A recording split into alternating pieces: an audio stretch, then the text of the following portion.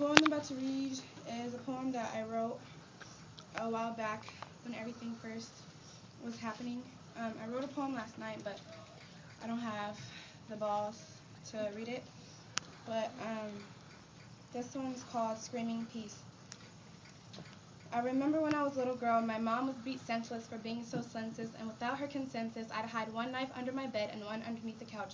So when he kept through these halls like a mouse, there'd be no sound.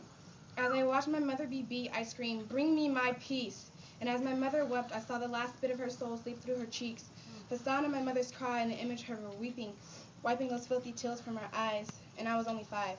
I was screaming, "Please!" and his only rebuttal was to grin and to begin to strike at me. To others, it might have been frightening, but that was the moment I became liberated. To let the hands of another man strike at my fate, dig tombs in my soul, rape my esteem, would be crazy. Can the strength of another Isaac coward's hands... Hansen to the main office, please. He just Isaac got it. Hansen to the main office. Can it... Teachers, once again, your warrants are in. Please see Tanae in the office. Once again, teachers, your warrants are here. Please see Tanae in the office. Can the strength of another coward's hand break me?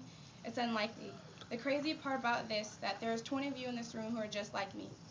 And it's ironic because when I first wrote this, when I was first inspired to write this, I drove down the street and there it was. Except for it was him laying on the floor, and this time it wasn't my mother. The chaos was like a seance because I knew the devil was trying to trick me, turn my sweet ways into a sour patch of purple haze. I dropped to my knees and I began to pray.